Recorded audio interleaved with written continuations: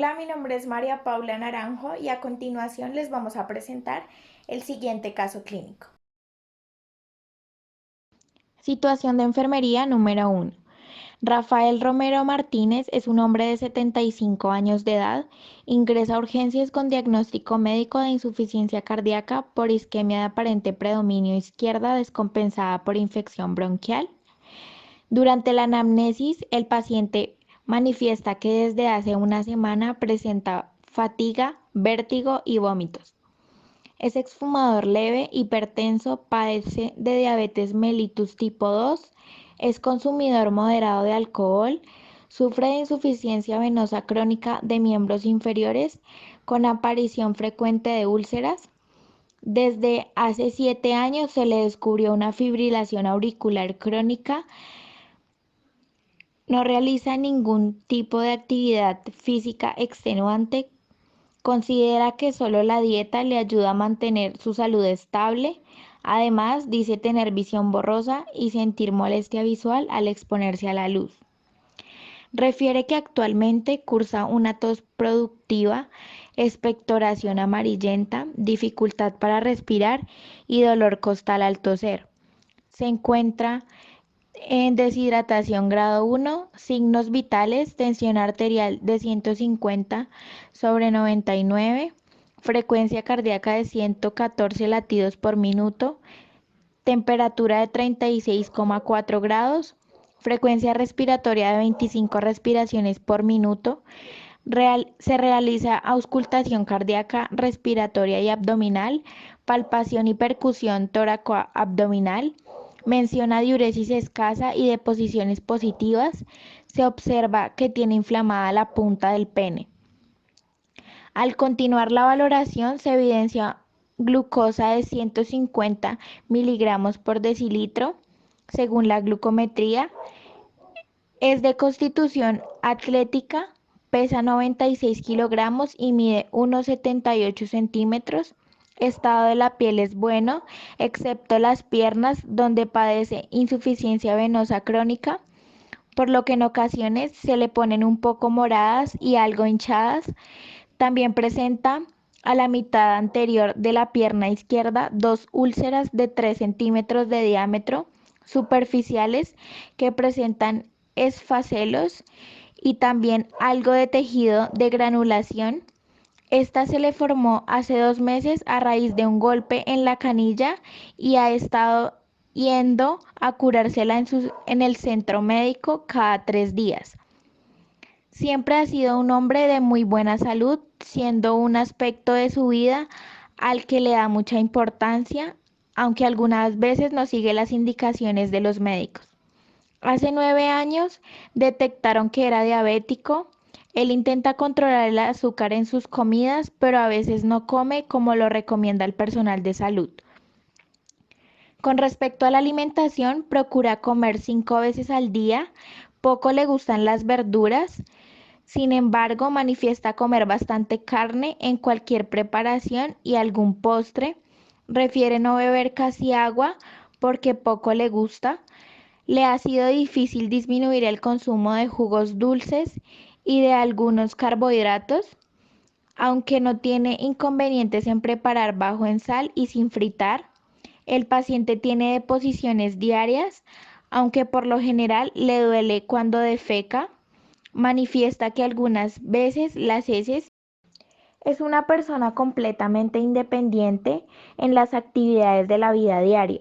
Tiene una capacidad funcional completa con algunas limitaciones de movilidad articular, rigidez y fuerza muscular.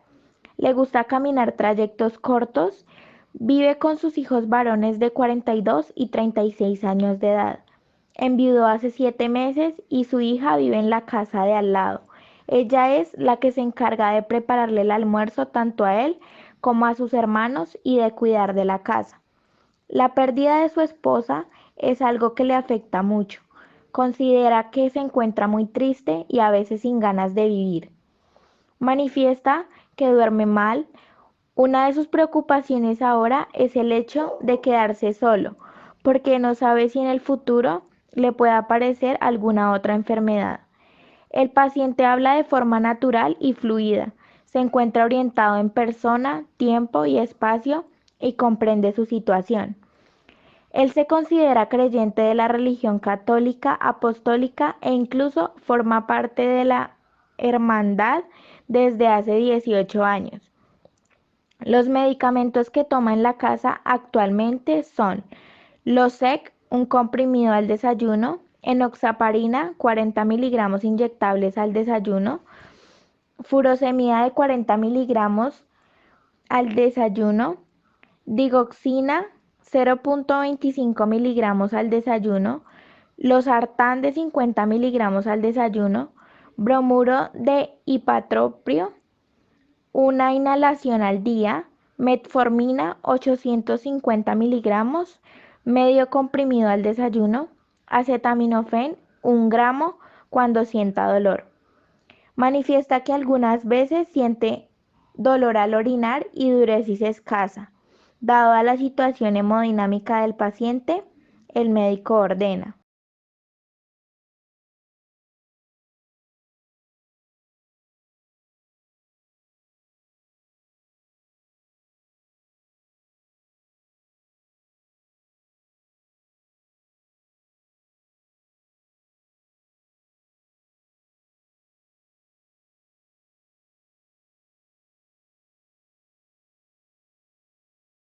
Hola, mi nombre es Juliana Payares, yo soy la encargada de hablarle sobre el dominio 1, promoción de la salud. Primera pregunta. De toda la información suministrada, ¿cuáles son las posibles causas que influyen en la enfermedad del paciente de manera positiva y negativa? Justifique. Los factores que influyen de forma negativa en el paciente son: su sistema tiene la capacidad funcional completa hasta el momento. El paciente, los alimentos que consume son muy bajos en sal. El paciente es totalmente independiente de sus actividades diarias. Tiene una alimentación rica en carbohidratos. Se encuentra acompañado por sus hijos. El paciente está orientado en sus tres esferas. Tiene una comunicación fluida. Factores que influyen de forma negativa. El paciente con insuficiencia cardíaca manifiesta que duerme mal, presenta melena algunas veces, padece de insuficiencia venosa crónica, tiene diabetes mellitus tipo 2, perdió a su esposa, es hipertenso. El paciente manifiesta no poder disminuir el consumo de dulces, limitación de movilidad articular, rigidez, fuerza muscular, presenta balantitis, aparición de úlcera en sus piernas izquierda debido a un subgolpe en la canilla, hinchazón en su miembro inferior. La conclusión de estos factores pues la pudimos sacar ya que pues el paciente lo refiere y pues algunos son evidenciados. Segunda pregunta, defina cuál es el problema del caso. Uno de los problemas que presenta este caso es que el paciente presenta insuficiencia cardíaca por isquemia de aparente predominio izquierdo descompensado por infección bronquial y además se ve afectado por presentar diabetes. También presenta insuficiencia venosa, lo cual no le permite al paciente que pueda mover como él requiere y aparición de úlceras en su miembro inferior. Dominio 2, nutrición y dominio 3, eliminación e intercambio. ¿Cree usted que el paciente está presentando falla renal? Fisiológicamente, explique por qué. ¿Cuáles son los parámetros médicos y físicos que usted encuentra para confirmar que es falla renal? Luego de analizar el caso correspondiente, se puede decir que el paciente no presenta falla renal, ya que se identificó la razón por la cual la diuresis es escasa. Esta puede estar directamente relacionada con la balanditis, que es la inflamación del glande que presenta el paciente, la cual le dificulta el paso de la orina y podría ser la causante de la disuria. Disuria es ardor al orinar. Interpretación: el paciente presenta oliguria. La oliguria se define como la emisión de una escasa cantidad de orina. Clínicamente se considera una diuresis inferior a 400 mililitros por día. Parámetros médicos que se utilizaron para realizar este posible diagnóstico. Bilirrubina total 0,4. Se encuentra dentro de los parámetros normales, ya que esta está entre 0,1 a 1,2 miligramos por decilitro. Ácido úrico 3,4 se encuentra dentro de los valores normales, ya que esta está entre 2,4 a 6 miligramos por decilitro. Urea 26,3 se encuentra dentro de los valores normales, ya que esta está de 10 a 40 miligramos por decilitro. Albúmina sérica 44,2 se encuentra dentro de los valores normales, ya que esta está entre 3,4 a 5,4 miligramos por decilitro. Creatinina 1,94. Este laboratorio presenta una alteración, ya que se encuentra por encima de los valores normales, los cuales corresponden a 0,7 y 1,3 de miligramos por decilitro. Los resultados anormales de la creatinina en orina pueden deberse a cualquiera de las siguientes razones: problemas renales, daño a las células tubulares, insuficiencia renal, muy poco flujo de sangre a los riñones, la causa del daño a las unidades de la filtración, infección renal, descomposición del músculo o pérdida del tejido muscular y obstrucción de las vías urinarias. Por el momento logramos evidenciar que el paciente no presenta falla renal, pero si no se siguen los debidos procesos de enfermería y los procesos médicos que le fueron recomendados, a futuro puede desencadenar una falla renal debido a los niveles anormales de creatinina en sangre. Gasto urinario y balance de líquidos.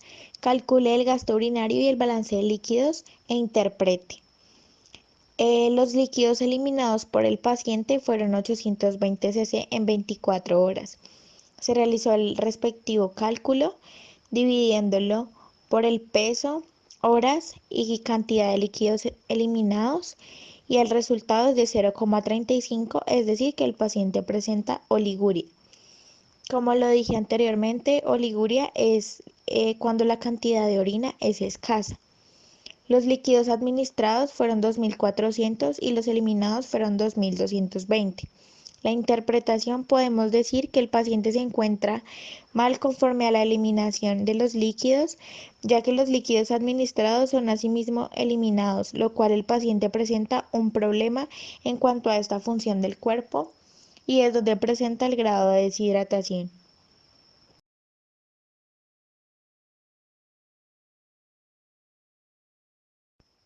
Dominio 4. Respecto al dominio 4, actividad y reposo, los signos vitales y el sistema cardiorrespiratorio, interprete los signos vitales del paciente. Primero, tensión arterial. El paciente presenta una tensión arterial de 150/99, es decir, hipertensión grado 1. Frecuencia respiratoria de 114 latidos por minuto. Frecuencia respiratoria de 25 respiraciones por minuto. Temperatura de 36,5 grados. Al realizar el cálculo de la tensión arterial media, que es una sístole, 2 diástoles dividido 3, es igual a 116. La interpretación de los signos vitales corresponde a: tensión arterial. El paciente presenta una alteración en la tensión arterial, ya que tanto la sistólica como la diastólica están elevadas. La frecuencia cardíaca del paciente está alterada, presenta una taquicardia, ya que los parámetros están por encima de los valores normales, los cuales corresponden a 60 y 100 latidos por minuto. En cuanto a la frecuencia respiratoria, el paciente presenta una bradicardia, ya que los parámetros están por debajo de los valores normales, los cuales son de 12 a 20 respiraciones por minuto. Temperatura. El valor de la temperatura del paciente es normal, ya que se encuentra dentro de los parámetros normales, los cuales oscilan entre 35,5 grados centígrados y 37,5 grados centígrados. Tensión arterial media. Se realiza el cálculo de la tensión arterial media y se evidenció que el paciente presenta una hipertensión grado 1, ya que los parámetros están elevados por encima de los valores normales. Hola, mi nombre es Angie Suárez. Laringotraqueal es un ruido que se percibe en la cara anterior del cuello o en el dorso sobre la columna cervical. Es soplante y de tono alto. Se escucha tanto en inspiración como en expiración. Entre ambas fases hay una pausa, pero la expiración es más prolongada. Se causa por la turbulencia producida en el paso del aire a través de la vía aérea alta. El murmullo vesicular es un ruido de baja intensidad con timbre suave y tono intermedio, producido por la represión de los sacos alveolares durante la inspiración. Se percibe en las zonas en las que el pulmón está en contacto con la pared torácica. Pueden encontrarse alteraciones de la intensidad. Su aumento se relaciona con la hiperventilación pulmonar o respiración de Kussmaul. La respiración suplementaria del pulmón normal en caso de esta atelectasia, neumotórax o derrame pleural masivo. Por otro lado, su disminución puede deberse a dos causas: alteraciones de la producción, enfisema pulmonar o atelectasia, y alteraciones en la transmisión, como obesidad, derrame o neumotórax. Por último, el broncovesicular es un ruido que se percibe en la zona de bifurcación de la tráquea y sobre los grandes bronquios. Es una superposición del soplo laringotraqueal y el murmullo vesicular. Se ausculta en la región infraescapular derecha, sobre el manubrio esternal, articulaciones esternoclaviculares y en la región interescapular derecha.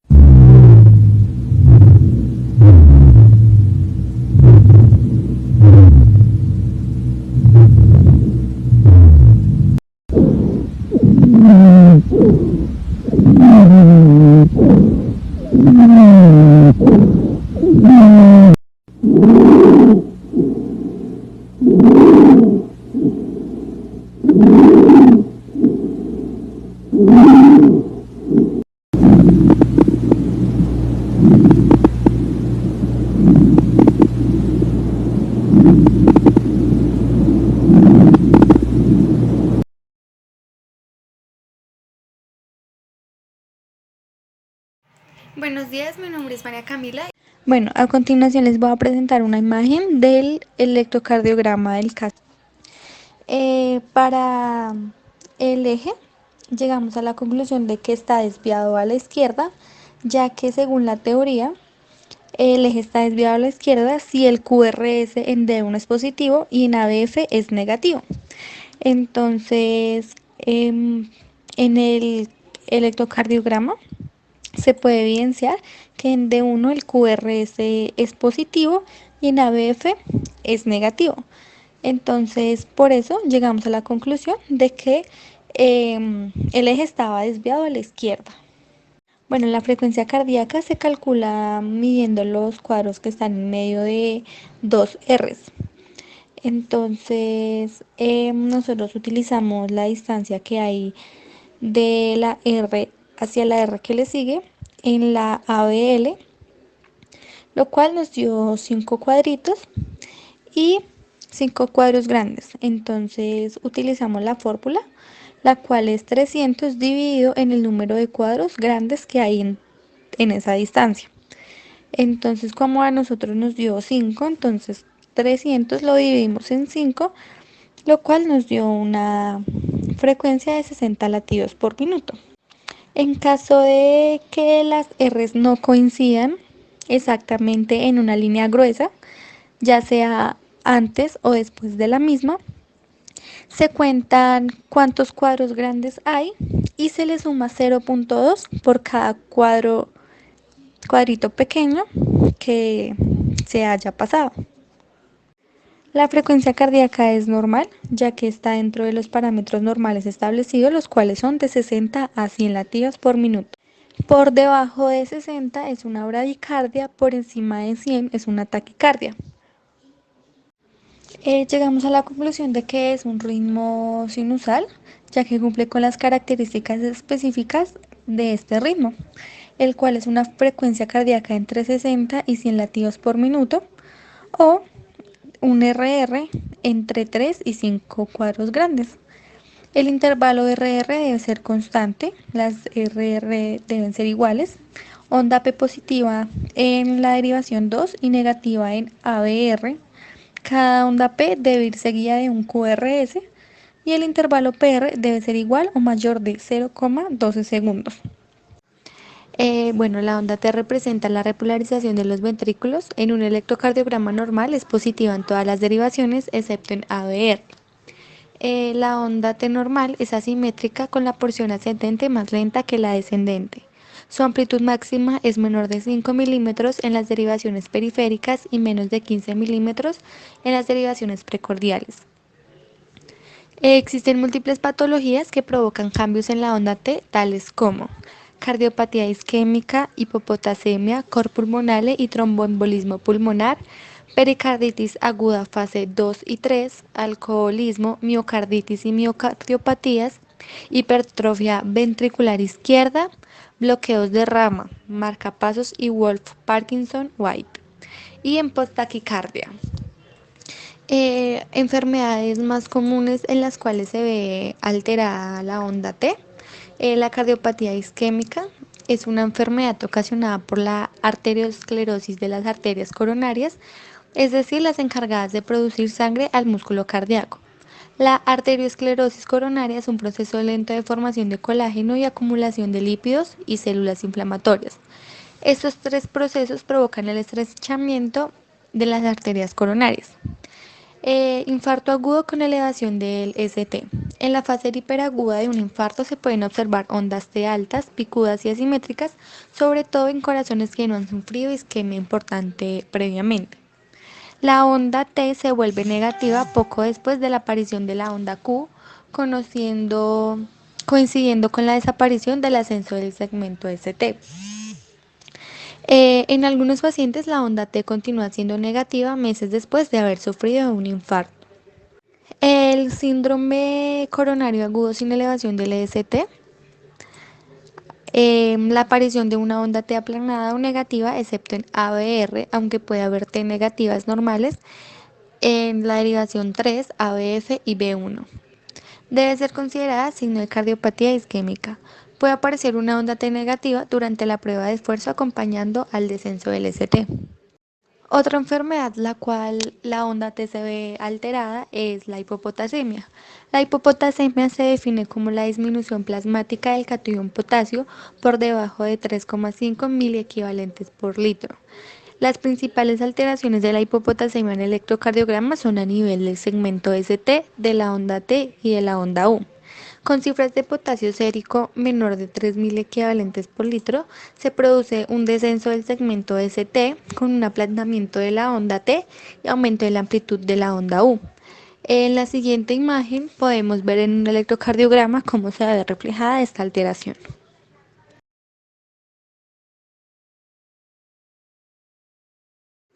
En la hipopotasemia severa se pronuncian los cambios anteriores, existe mayor descenso del ST, la onda T se vuelve negativa y la onda U se vuelve más prominente.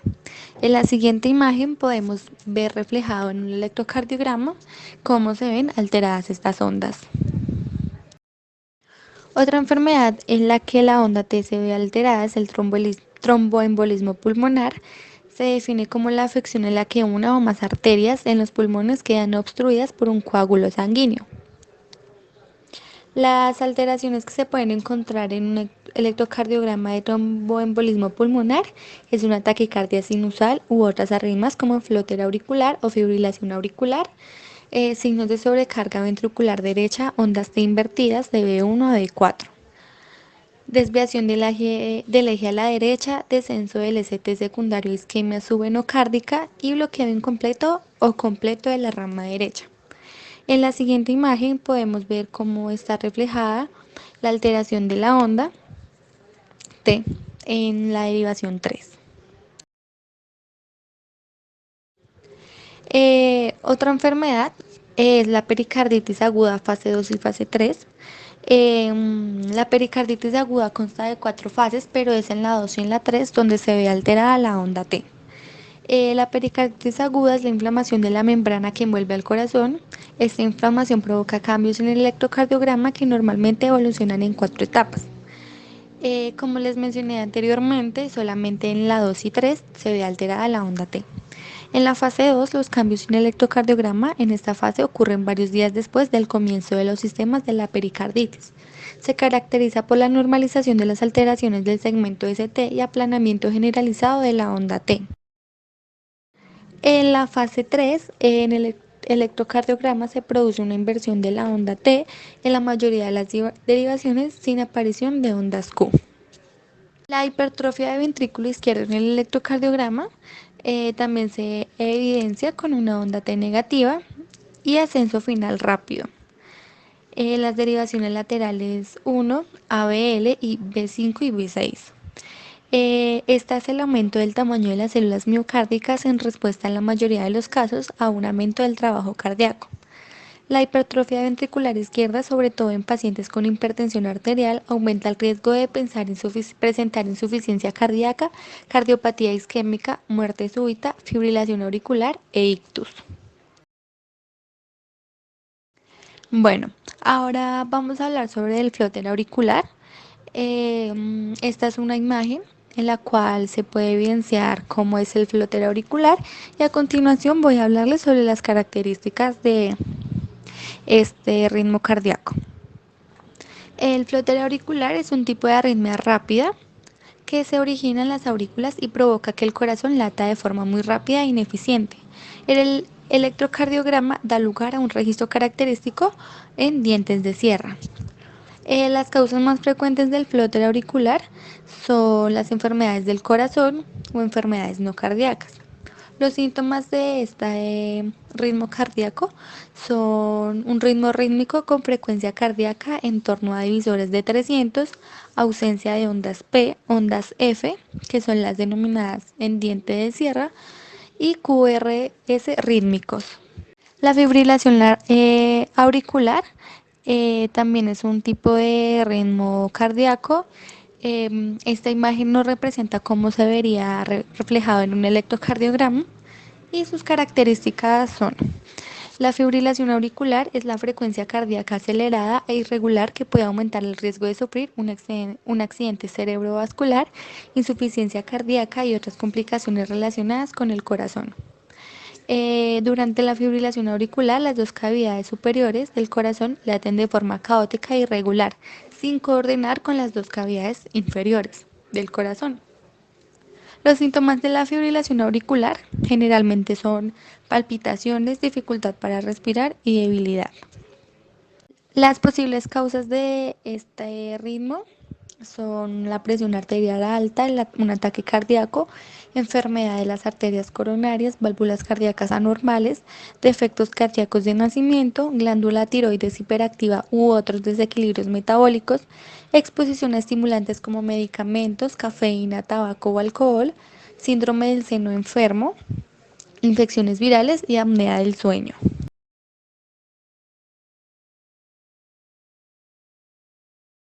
Buenos días, mi nombre es Diana Belén Respardo. Ahora vamos a valorar los reflejos del paciente, ya que nuestro paciente tiene problemas de los miembros inferiores por úlceras y también tiene problemas porque tiene venos crónicos. Entonces tenemos que hacer los reflejos para ver cómo está nuestro paciente. Entonces el primer reflejo es el reflejo plantar, que es hacerle con nuestro estimulante desde el talón hasta la parte media de la planta. Ahí nos damos cuenta que el paciente tiene buen reflejo porque nos movió los dedos inmediatamente que nosotros hicimos el estímulo. Ahora le pedimos a nuestro paciente que se siente y le hacemos el reflejo rotuliano. Entonces, ¿qué significa? Que le tenemos que pegar en el nervio rotulio, en donde él nos debe que hacer la reacción. Entonces vamos a ver.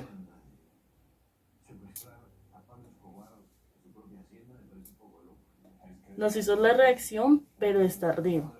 O sea, eso significa que él puede tener problemas de nuestra rodilla hacia abajo porque de pronto no puede tener una buena conexión. Ahora vamos a hacer el reflejo aquiliano, que es pegarle también un leve toque a nuestro paciente en el Aquiles. Entonces, ahí vemos que nuestro paciente hace estímulo del pie y nos damos cuenta que es inmediato. Después hacemos el reflejo clono, que en este reflejo cogemos a la rodilla del paciente y estiramos el pie. Nos tenemos que dar cuenta que no hay ningún movimiento, no tenemos que sentir ningún movimiento en nuestro paciente.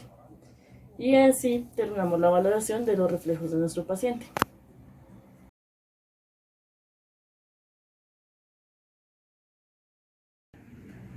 Bueno, vamos a realizar la curación de una herida por úlcera, ya que el paciente tuvo un accidente y se le generó 2 heridas en su pierna izquierda. Entonces, primero realizamos el lavado de manos.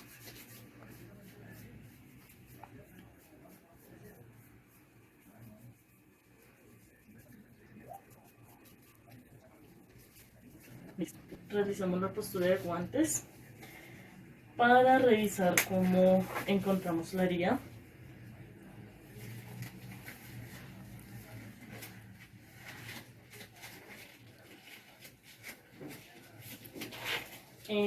Bueno, analizamos y miramos la herida y nos damos cuenta que el paciente tiene tejido granular.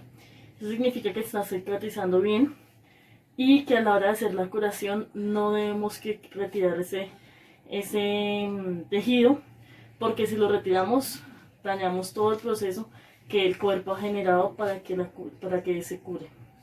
Entonces, bueno, y procedemos a hacer el retiro de los guantes y a desecharlos. Ahora pues volvemos a lavar las manos.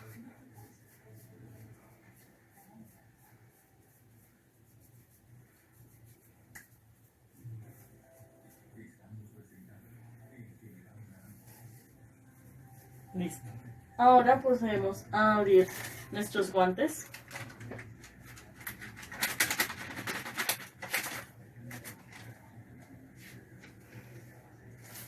Y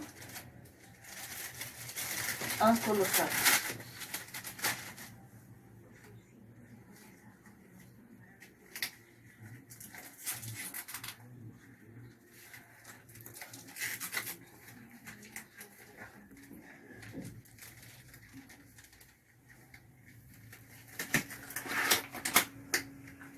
Ya teniendo los guantes, nos podemos acomodar así con las manos.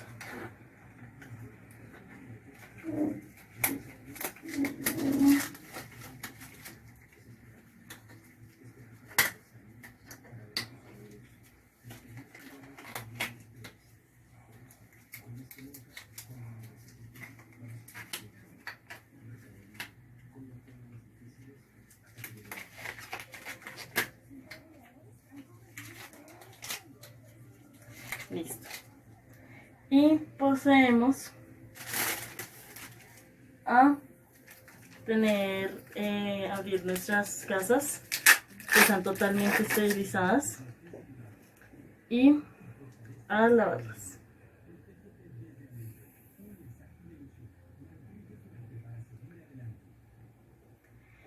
Esta parte lo podemos hacer con unos ganchos, pues, con unas pinzas. Y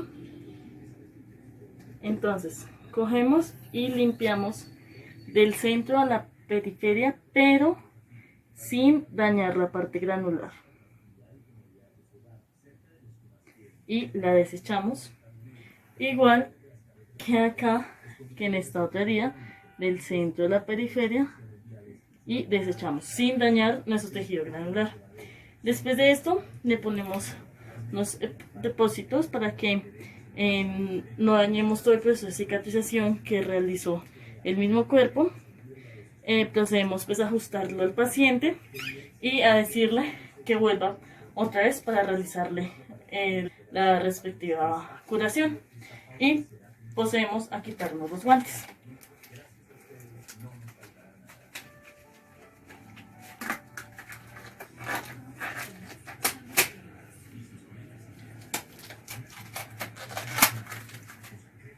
Y lo desechamos. Hola, buenos días. Mi nombre es Stephanie Torres. A continuación se va a evaluar la escala de Norton en el paciente y por consiguiente se va a indicar cuál es su presentación. Si bien sabemos, esta escala mide el riesgo que tiene un paciente de padecer úlceras por presión. Como podemos observar en el siguiente cuadro, esta escala nos permite evaluar al paciente de acuerdo a 5 parámetros.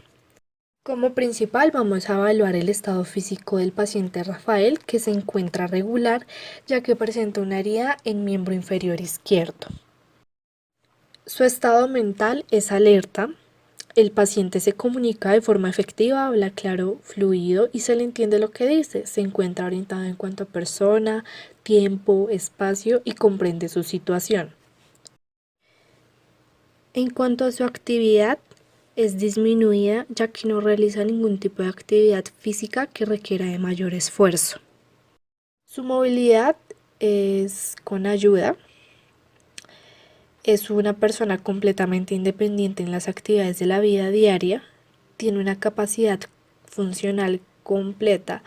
Claro está, con algunas limitaciones de movilidad articular, rigidez y fuerza muscular. Aunque cabe resaltar que le gusta caminar trayectos cortos.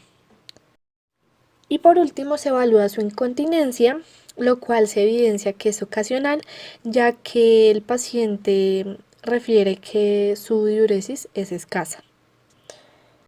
Por último, se realiza una sumatoria de cada parámetro evaluado de acuerdo a lo que se observó en el paciente, siendo 4 la máxima puntuación, siendo 1 la mínima puntuación. En total, la puntuación de Rafael dio 15. Eso quiere decir que el riesgo de padecer úlceras por presión es mínimo. Análisis de laboratorios. Alteraciones que se encontraron. Velocidad de sedimentación globular. Como bien se sabe, es un análisis de sangre que puede revelar actividad inflamatoria en el organismo. Su valor normal en hombres es de 0 a 22 milímetros, por lo cual se puede observar que el paciente presenta un valor de 28 milímetros. Eso quiere decir que su valor se encuentra alterado, con un nivel elevado al normal, lo que significa que existe un proceso inflamatorio o infeccioso en la punta del pene. Neutrófilos. Los valores normales se encuentran entre el 40% y 60%. El valor que arrojó el paciente Rafael fue de un 80%, eso quiere decir que es más alto de lo normal, lo cual indica que presenta una infección que se puede ver evidenciada en los esfacelos que presenta en la mitad anterior de la pierna izquierda por 2 úlceras de 3 centímetros de diámetro. Glucosa. Valores normales se encuentran entre 80 y 130 miligramos por decilitro en ayunas.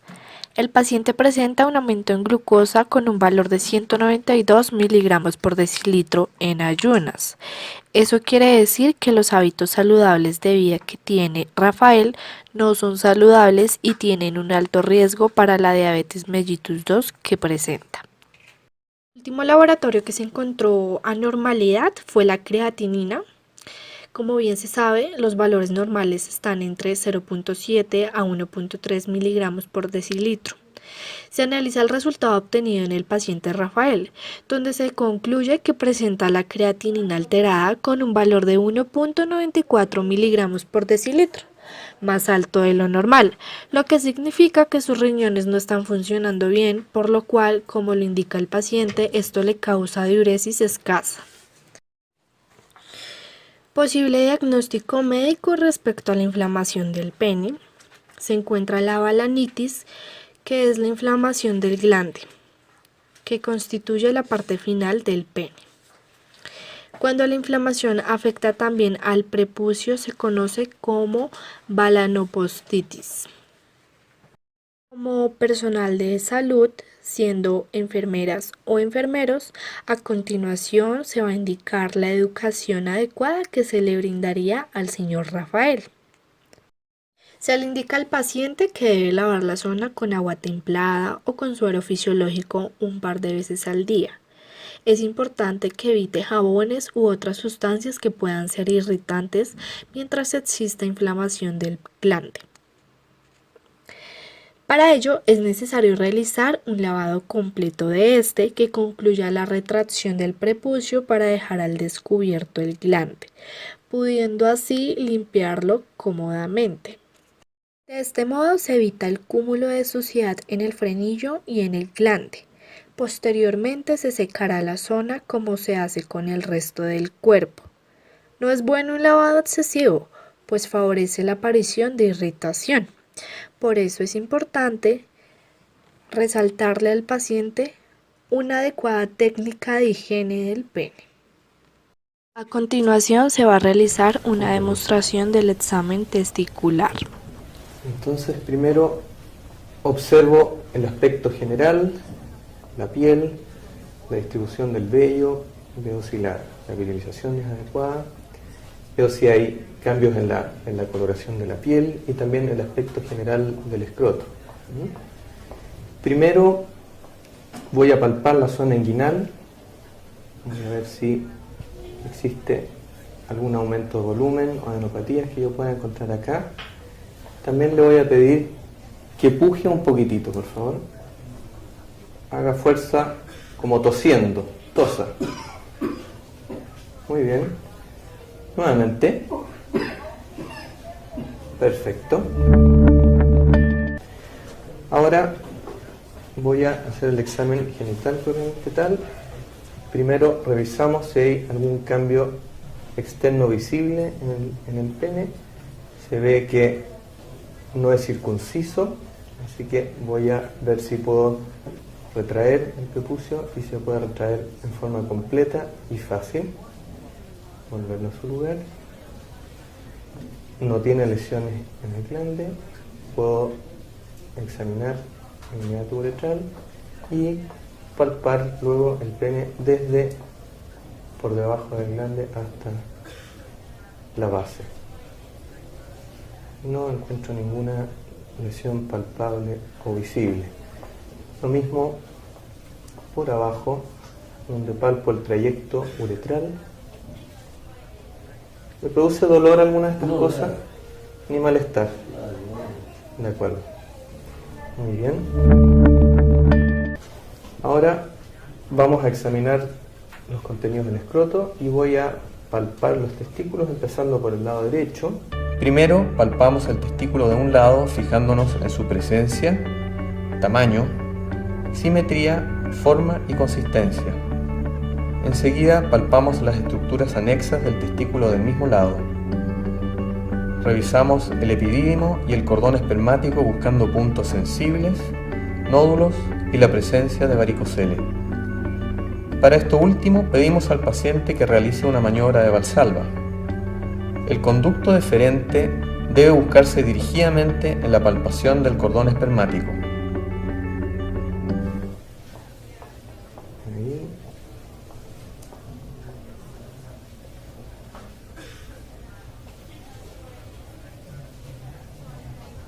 Luego palpo por detrás, el epidídimo, reviso una manera especial. Luego realizamos la búsqueda de una hernia inguinal invaginando el escroto por sobre el testículo con el dedo índice e introducimos el dedo en el anillo inguinal superficial. Pedimos al paciente nuevamente que realice una maniobra de Valsalva. El examen del testículo y sus anexos se repite ahora en forma idéntica al otro lado.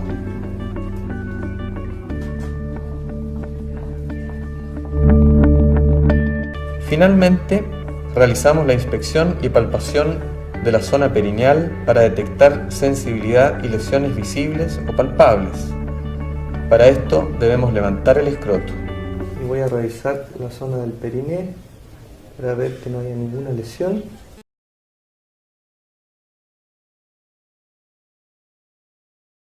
Dentro del plan de atención de enfermería encontramos el Perabal dominio 11, seguridad y protección, y su clase infección, que tiene código el 0001. Dentro de las características definitorias encontramos en los datos subjetivos que el paciente manifiesta presentar fatiga, vértigo y vómitos. Dentro de los datos objetivos encontramos que el paciente presenta insuficiencia venosa crónica y presenta 2 úlceras de 3 centímetros en la mitad anterior de la pierna izquierda. El diagnóstico de enfermería es riesgo de infección relacionado con insuficiencia venosa crónica, evidenciado por úlceras, alteración de las defensas primarias y deterioro tisular. En los objetivos se plantea integridad tisular, conocimiento, control de la infección y detección del riesgo, teniendo así un NOC inicial de 8/15, esperando obtener un NOC de 11/15.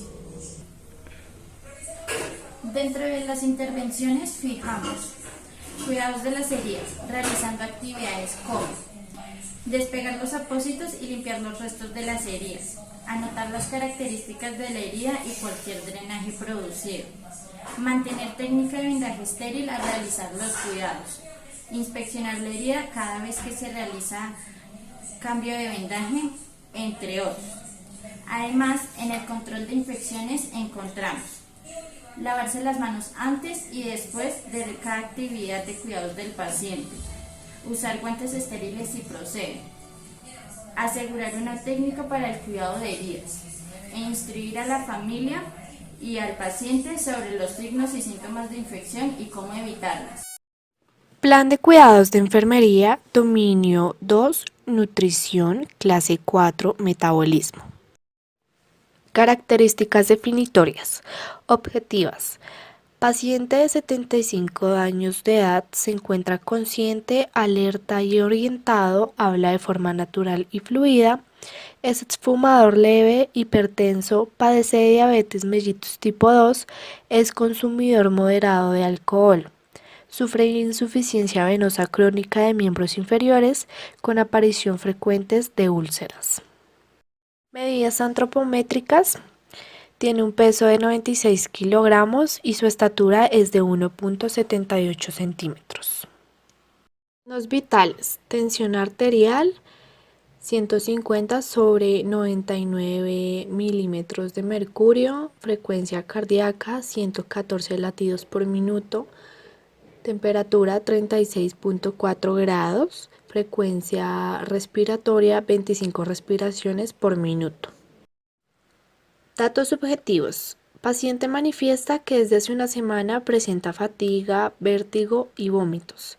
También refiere que siempre ha sido un hombre de muy buena salud, siendo un aspecto de su vida al que le da mucha importancia, aunque algunas veces no sigue las indicaciones de los médicos. Hace 9 años le detectaron que era diabético. Él intenta controlar el azúcar en sus comidas, pero a veces no come como lo recomienda el personal de salud. Con respecto a la alimentación, procura comer 5 veces al día. Poco le gustan las verduras, sin embargo manifiesta comer bastante carne en cualquier preparación y algún postre. Refiere no beber casi agua porque poco le gusta, le ha sido difícil disminuir el consumo de jugos dulces y algunos carbohidratos, aunque no tiene inconvenientes en preparar bajo en sal y sin fritar. No realiza ningún tipo de actividad física extenuante, considera que la sola dieta le ayuda a mantener su salud estable. Diagnóstico de enfermería.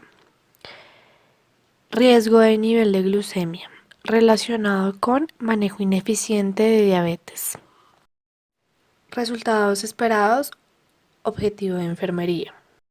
Primer objetivo, control de glucosa sanguínea. En este se busca que la magnitud a la que se mantiene las concentraciones plasmáticas de glucosa estén dentro del rango esperado.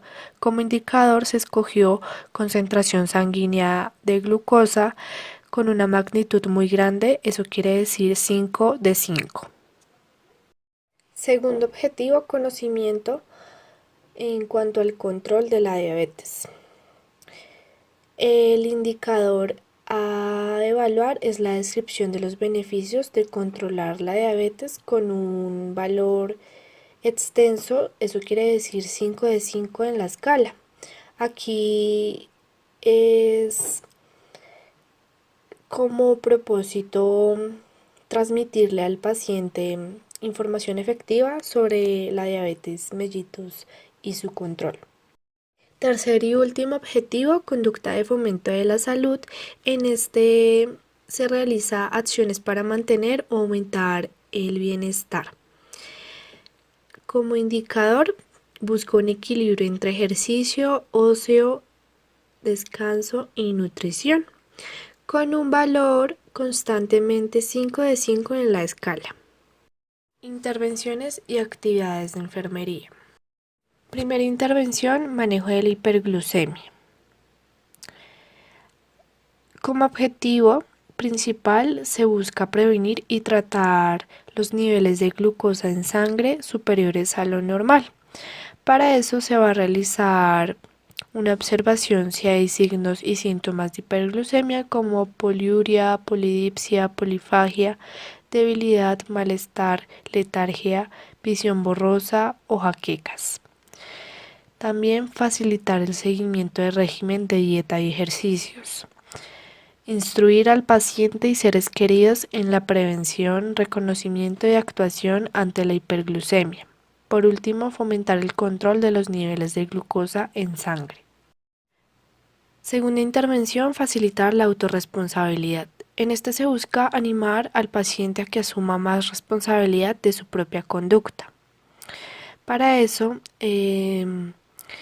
se puede discutir con el paciente el grado de responsabilidad del estado de su salud actual, determinar si el paciente tiene conocimientos adecuados del estado de los cuidados de la salud, observar el nivel de responsabilidad que asume el paciente, fomentar la independencia, pero ayudar al paciente cuando no pueda realizar la acción dada.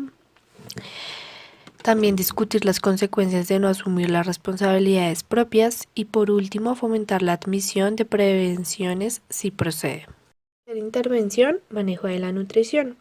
En este se busca ayudar o se le proporciona una dieta equilibrada de sólidos y líquidos al paciente. Para eso se puede realizar un fomento de la ingesta de calorías adecuadas al tipo corporal y de acuerdo al estilo de vida. También se puede proporcionar un sustituto del azúcar cuando resulte oportuno. Y por último, enseñar al paciente a llevar un diario de comidas si es necesario. El artículo utilizado para la fundamentación de los cuidados tiene por nombre la atención y educación nutricional en el paciente con diabetes mellitus tipo 2.